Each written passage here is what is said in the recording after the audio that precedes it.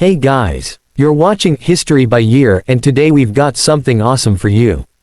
The year 2025 marked a significant turning point in Middle Eastern geopolitics as tensions between Israel and Iran escalated into a direct conflict that shocked the international community.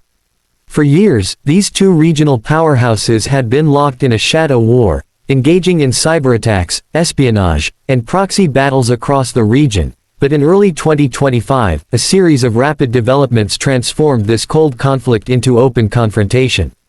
The spark came in late January, when an Israeli airstrike targeted a high-ranking commander of Iran's Islamic Revolutionary Guard Corps in Syria. Tehran responded swiftly and with unprecedented boldness, launching a barrage of ballistic missiles at Israeli military bases and strategic sites. For the first time in years, both countries acknowledged their involvement in direct attacks, ending the era of plausible deniability. The situation quickly escalated, drawing in global attention as fears of a broader regional war surged.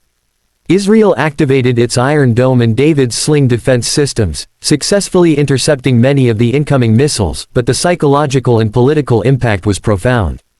Within hours, Tel Aviv and Jerusalem saw the activation of emergency protocols, and citizens took shelter amid warnings of continued missile threats.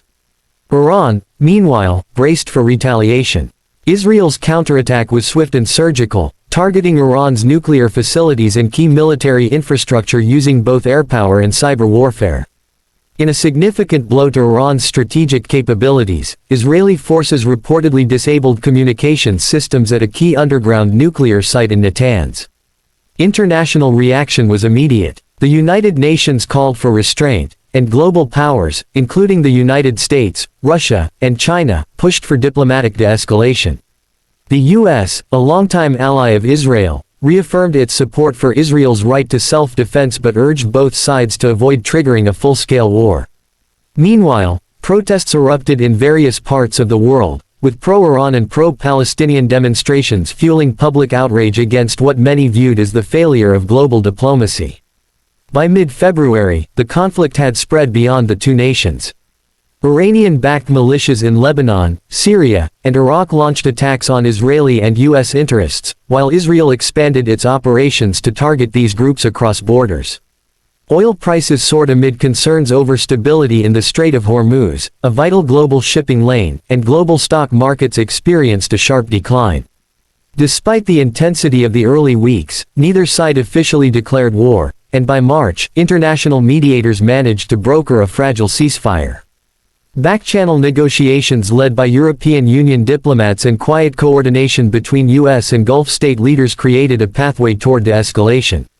Both Israel and Iran agreed to a cooling-off period, although neither admitted fault nor promised future cooperation.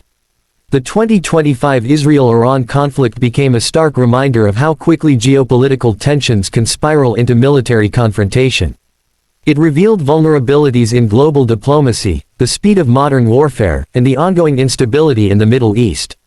Although a wider regional war was ultimately avoided, the scars of the conflict remain, with analysts warning that without long-term solutions, the situation could reignite. The events of 2025 will be remembered not just as a clash between two nations, but as a test of global resolve to prevent catastrophic war in an already volatile region.